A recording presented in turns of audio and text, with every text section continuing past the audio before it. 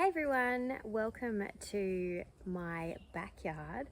I decided to make this video because I had read a comment from Christy Cooper's video of somebody saying that there's not a lot of Melbourne vegetable gardens that are on YouTube to sort of see progress and how everything's changing in the garden in real time. So I thought, well, I've just planted my garden and this is a dream come true. This is something that I had a vision about and finally it's now come to fruition, so I thought I would share it with you and also just suggest a couple of other great YouTube creators that are on here. One being obviously Christy Cooper, who I saw that comment from. She does garden tours every month and she's amazing, and it's really good to see her trials and tribulations and be able to sort of relate to things like the high winds that we had a few months ago. So she's a great one, look into her. Also Ben Strong from Urban Homestead. He only posts about once a month, but the content is invaluable. He's very intelligent and I have got to make his cannoli recipe that he did, because that looks delicious, but I'm waiting for all my produce to be ready that he had in that, because he had a myriad of things in that recipe and I can't wait to replicate that. And also Ryan from Culinary Garden, great guy, he is amazing as well, another wealth of information. So yeah, check those three channels out that are all Melbourne gardeners. So just a little bit about my garden. So we used to have, our back of our home is raised garden beds from when we moved in approximately 8 years ago. When we moved in, there was a couple of spring onions and some broccoli, and that was it. The whole rest of the patch was empty. Over the years, however, we have planted some hedging just to give us some protection. Also with young children, didn't want their balls to be kicked and thrown over the fence all the time. So what happened was the hedging ended up making that garden bed completely in shade. So just null and void to be able to do any veggies. I do have a few Australian natives in there, like some warrigal greens and the Australian native raspberry as well. I've got one of those and a few other bits and pieces, pepperberry. Yeah, so there's a few bits and pieces that I do have still in there, and a lot of herbs, they're fine. But to produce food for my family, not even an option anymore. So I was looking at my garden one day and I also had a memory back to when I was a young little girl, and I remember my grandmother's property having one of those kitchens where, you know, it was sort of around the outside and the dining table was on the inside, and the dining table being filled with tomatoes that my grandfather, who has an Italian background, had grown, and we were canning them essentially, so making passata and tomato sauces. And it just struck me now, having two children, that I really wanted them to experience that as well. So off I went and bought a whole heap of tomato plant seeds and had a look at the garden, and I said, you know what, we don't have any sunlight in that back veggie patch anymore, but how about if we remove this tree and do some tweaking, could we fit one here? And that is what we've done, and it is finally up and running and producing food, and it's just amazing. It still blows my mind. So I'm going to take you on a little tour of what we have done and show you some things and ask some questions, because I don't know a lot of things that are going on and would love some advice. So let's go and I'm going to show you. So this is the raised garden bed that I was speaking of, that has now got all of those hedges in it and therefore casting a lot of shade. That is a huge bay leaf tree / shrub growing there, which is doing very well, and there's lots of different little herbs and things that we have in amongst here, but obviously can't produce any fruit and veggies. So this is our new veggie patch, which I'm absolutely so proud of and just love, love, love. So as I said, this was a vision. This olive tree here was absolutely massive, and we have cut a lot of it back. It was covering this whole area completely, and we also had a huge conifer here as well. So when we sort of came up with this idea, I said to my husband, is it possible that we could change what was a window here to our lounge room into a sliding door and create a deck area, which we have just done. We've just put a coat of varnish on it to protect it, and that's why there's nothing on it at this stage, because we have to give it a week to cure before we put our furniture back on. And then when I'm cooking in our kitchen, which is just through there, I can come straight out here into the veggie patch to grab what I need. So there's a few bits and pieces that are a work in progress here. The paving being one. My husband is a builder, so he got 5 pavers from a building site, so we have to finish this off, and I think I've found what I want. So we're going to be starting from scratch with some nice sort of bigger sort of stepping stones, I think is the look I'm going to go for in here. But when I first planted this out, and we started actually with these 2 beds and only cut some of the tree down. You can probably see the tree has got one stump missing there, so that was in the way. So we started with these 2 beds, and then when we did this, we thought, you know what, let's just finish it off and do the other 2. But because there was a big conifer here in this space, I planted all these brassicas here, i.e. the kale, and also what I think is broccoli. We got this from my daughter's playgroup teacher. She does like a nature playgroup, and I thought it was broccoli, but I'm not sure. Is it broccoli, or is it broccolini, or is it just gone to seed broccoli?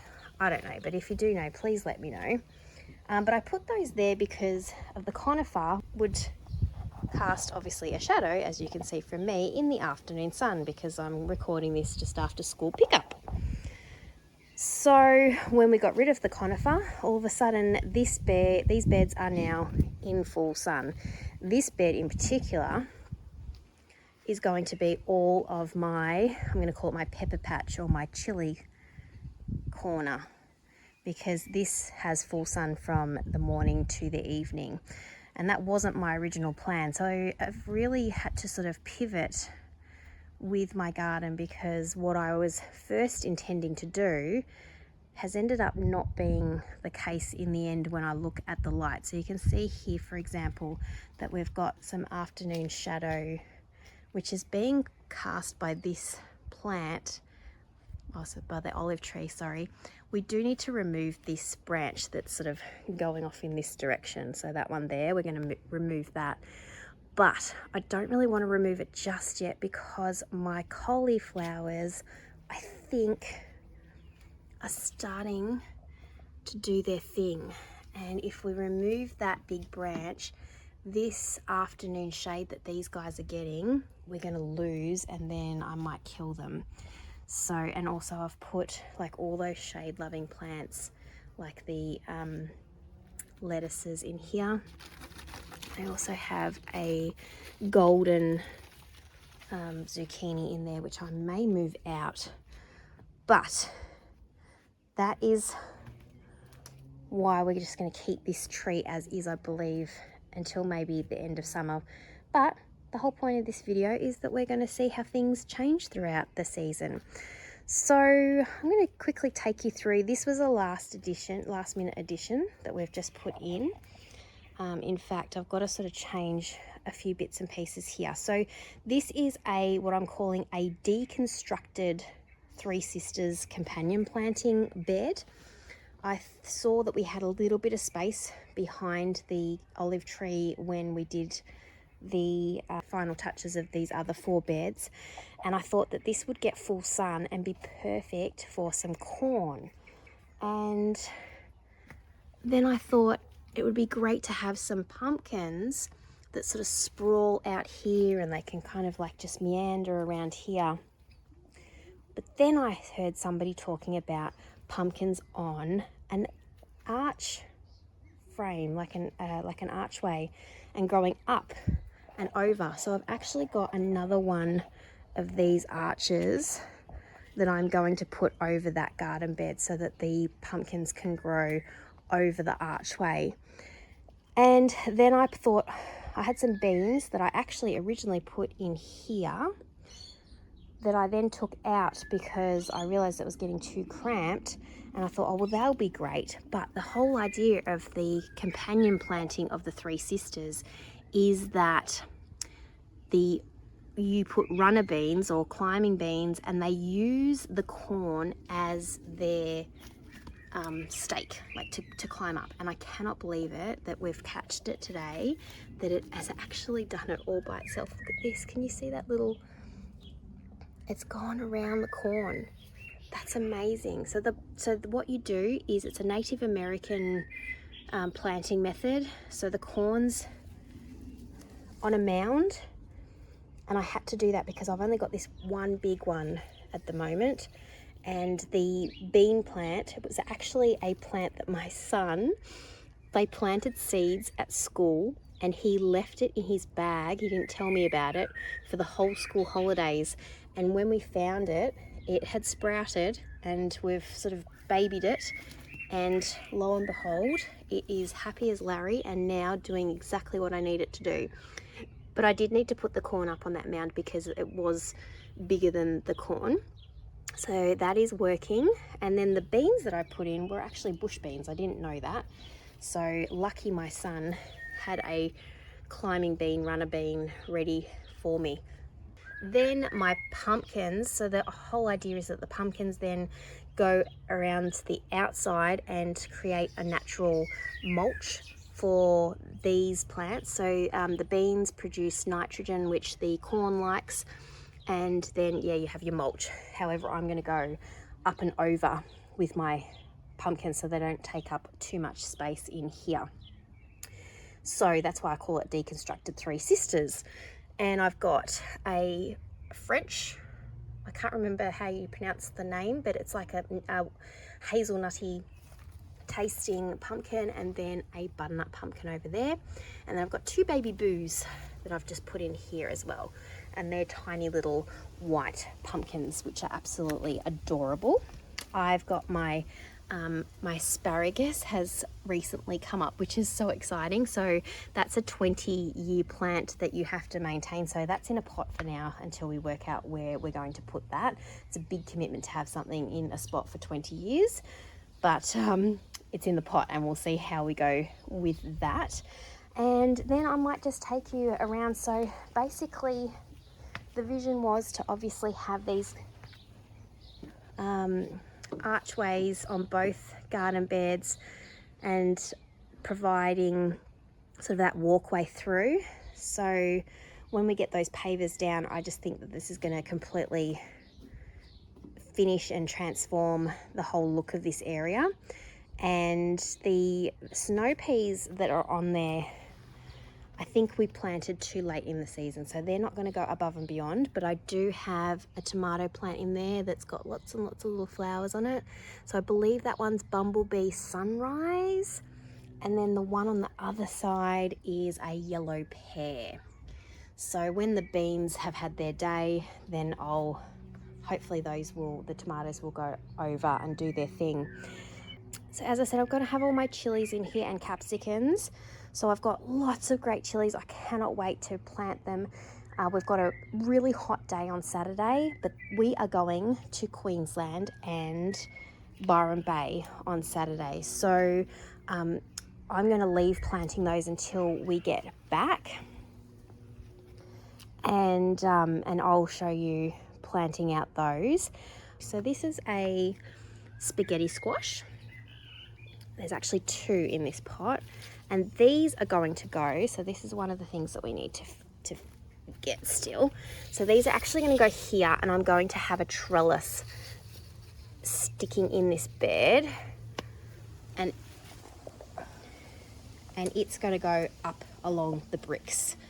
So those two plants there. And I've got some white pancake squash, I believe they are, and I bought this trellis to actually go where the spaghetti squash is, and it wasn't big enough, and I just didn't think it was going to be tall enough. So I found another solution for that, but I do have to purchase it still.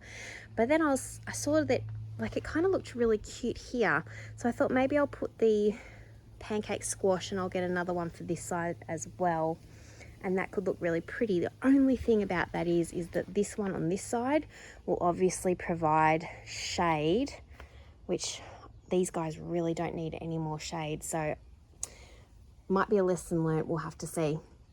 But let's talk about what's in this plant. I've just given this a really good water because, as I said, we are going away in a couple of days' time. But I've got some carrots in here. I've got the rainbow variety, so there you go. There's a beautiful purple one, if you can see that. So cute. Carrots I've never really had much luck with, so I'm super stoked. There's a normal coloured one. And what have we got here? That's like a normally, maybe even a yellow one. So that's cool. There's a feverfew, which was actually a flower, just that our playgroup teacher said I could take some home and try my luck at making it turn into a plant, and it did. And there's some spring onions. There's also some red onions in here as well, which I'm not sure where they've gone. Oh, there's some red onions in there. So I'm not sure. They might not produce because they're too shaded. And what else have we got? Oh, we've got this Swiss chard / silver beet, which has gone to seed, but I actually want it to go to seed because it was a different variety. So instead of being like this long sort of stem and the big leaves, it was more of like a wild, I don't know, but I just thought it was beautiful. It was just a different style, and it was in one of those packs from Bunnings, and I just thought I got lucky with that one.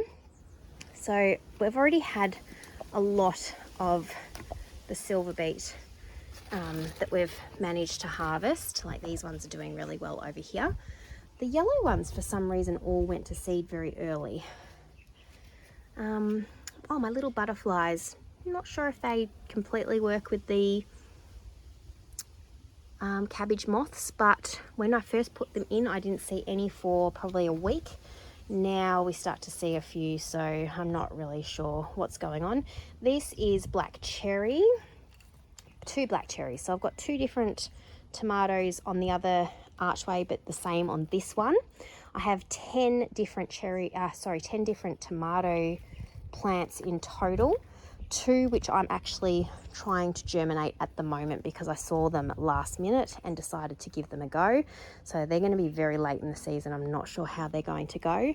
I also just got these guys, these little clips. Love, love, love. Like $12 on eBay for a pack of 100 or something like that. So yeah, loving those, to keeping them, especially with the winds we've been having. There's another one on my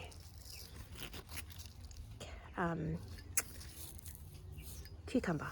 Goodness me, can't think of what I'm trying to talk about. Cucumber plant. There's a few cucumbers on there. It's been raining all day today, and now the sun's come out. You just wouldn't believe it. God love Melbourne. So what else have I got in here? There's a tigerella and a Roma, a peach. So there's a fuzzy peach, that's this one here actually, which apparently is a spicy sweet tomato. So I cannot wait because I love everything chili. So you had me at spicy, can't wait to try that one. There's also a purple Cherokee, and what else have I got in here? Yeah, purple Cherokee, tigerella, Roma, and then this one is the black Russian. My borage, I'm not sure how you pronounce it, was here and did not like being moved to here and completely died back. However, I think it is coming back to life. I've cut most of it off, which I'm not sure whether I should have done, but it looked a bit how you're doing with all of its dead leaves. So it was about to have a massive flush of flowers too. bad timing, but I needed to get these tomatoes in. These are shallots, and apparently shallots and tomatoes are good friends. So these 2 stakes are just to tell me where I need to plant I'm doing a green tomato and a speckled Roman. Apparently tastes amazing. I saw a girl doing her tomato sauce on YouTube, and she had them cut in half and was roasting them for her tomato sauce, and she said the taste is amazing. Same as the purple Cherokee. That's why I've got that one. I think that's this one here. So it's got some flowers too. Yay! And my black cherries have got their first, they've got their first little tomatoes on them, so that's very exciting. And there's one over here as well. There he is. There he is. So cool. So I'm really excited to see how this all changes when we get back in a week. These are actually national pickling cucumbers, because apparently they're okay to eat raw as well. So I'm gonna judge that when they're ready. But I do have a backup cucumber ready to go, just in case I don't like those raw, because I love a cucumber salad. And talking about cucumber salads, I've also got one of my, I'll talk about this. So this is my cold frame, and this I actually was going to think, I thought this would be removed by now, but because we've still had some sort of under 10 degree nights, this has been an absolute godsend.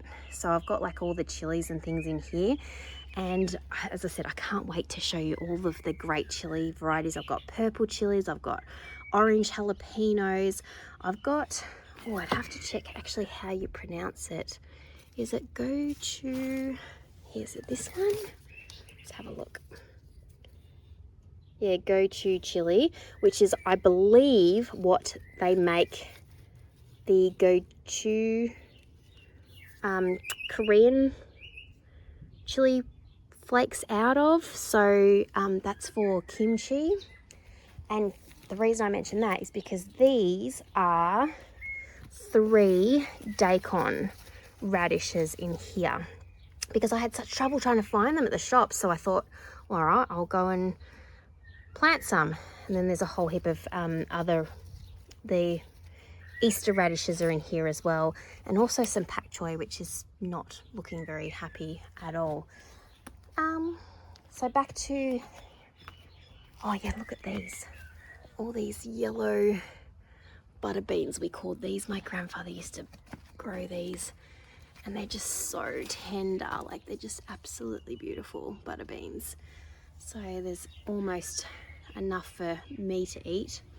The funny thing too with this garden bed, and I can't wait to actually add up all the different plants that I have in here, but it's only my daughter, who's 1, and myself who actually eats vegetables. My son and my husband, not really fans, so I only need 1 of each, which means I can cram a lot in, which I'm very excited about. So I've got some strawberries that I was thinking of planting some strawberries in amongst some flowers to attract the pollinators along the front of these beds, because I've got a bit of space. So that's going to be a work in progress as well, to see how that evolves. And what else have I got? There's a couple of other tomatoes there, a Tigerella and a Roma, but I don't know which one's which because I got them muddled up when I took them out of my little pot. A purple basil, surviving because I put another one in a pot the other day and killed it straight away. I'm not sure why, whether it was just too hot. But I put some tomatoes and basil in this grow bag, and this is all that survived, and I'm not sure that that's really going to survive. Oh my goodness. So I've taken all of those out, and that's a bit of a fail. In here, so what I've done is, because I don't really know just yet, this being my first year, where's the best place for everything to go, I have actually utilised grow bags a lot. So, and these are my new additions. We went and picked these up on the weekend and I'm obsessed. Hay bales. So my vision is to have these filled with some sweet potatoes and some other plants in there. And I've got the other grow bags around them. This is a zucchini, just a black beauty zucchini, and then I've obviously got the other golden one, which I think I'm going to put in a grow bag too, but I'll let it get a bit bigger. This is a thornless raspberry and a golden raspberry. Love, love, love raspberries. They are my absolute favorite. If you haven't tried golden raspberries, get all over it because they are amazing. And then this is a blueberry, which I've just repotted in here with a lot of acidic soil. So hopefully that's going to be happy. And I'm thinking that I'm going to actually bring this inside while we're away for the week because I don't want them to ripen and the birdies eat them all, because that would make me very sad. In here I've got 2 potatoes in grow bags in another spot around the corner, and I just felt that I needed to check on the other potatoes today, and when I did, one was incredibly, I just wonder if I could show you. It had a lot of sprouts on it. It was in there. But my idea with this is I actually had a celery plant in the middle.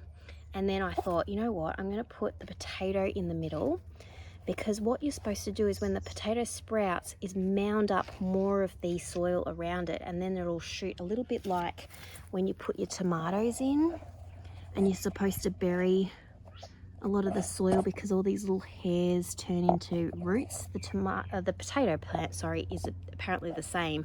So these are beetroots around the outside, and I've got a couple more that I need to put in because a couple died when I did this with the celery in the middle. So what I was thinking is when the potato grows, I'll mound it up and then it'll sort of be mounded over these guys, and they'll probably be ready to harvest maybe by that stage. So that's my thinking. It's my one peony that comes out every year and it's already had its day, which is a little bit sad. So what else have I got to show you? Anything in here that's of interest? There's just a couple of extra little bits and pieces. I've got some rapini, which I'm excited because we've got an Italian background, so can't wait to try that. That's actually the celery that I took out of that grow bag. And we've got the white squash, the spaghetti squash that I said I wanted to put on those trellises. I've got another pumpkin that my daughter's playgroup teacher gave us, and some sunflowers as well in there, nasturtium, some more butter beans. There's a volunteer tomato. There's also a tomato that I'm gifting my mum because she likes the black Russians. There's some radicchio and some mustard greens down there. Some ivory kale is here, even though I'm not sure it's really the right time for kale. And then some jalapenos and some, where are my leeks? Oh, they're my leeks. Yeah, they're not very happy at all looking. I'm gonna have to put those in, but the spring onions are looking okay. So I'm going to conclude my quick overview of everything that I have now, because as I said, I think we've hit half an hour, and then I just can't wait to see how this progresses with the little additions that I'm going to add, and to see everything growing throughout the season, because the season really has kicked in force now. It's so amazing just to see produce coming out of your garden that you can actually put into your plates or onto your plates. So we've been using a lot of the snow peas, a lot of the kale and the silver beet so far, but to see those butter beans, yes, and the tomatoes, I cannot wait. As I said, I can't wait to see all those tomatoes on my kitchen bench and to be canning them with my children to make pasta sauces. It's just going to be an absolute dream come true for me. There's more things. I've got figs, I've got cinnamon myrtle and lemon myrtles, and a little project that I'm doing is like a potting station which will go up on my deck and have hopefully some herbs and things on it on display. So I can't wait for doing all those projects as well. As I said, the sweet potatoes in the new hay bales that we only just got a couple of days ago from a farm that was local to us here. And what else have I got? I've got some beautiful plants. One that's really dear to my heart is a meadow sweet plant, which was my daughter's name is Meadow, and we gave those out as little bonbonnières gifts to people after her first birthday last year. So that I can't wait to sort of put somewhere in the garden as well, so that it's pride of place and has a new home instead of just being in a pot, because we just don't know where to put everything. So I can't wait to see everything evolve and settle in to its forever home, hopefully. Thanks so much for watching, and if you've got any advice on anything, please let me know. I would love to hear some suggestions, and thanks for watching. Have a great day. Bye.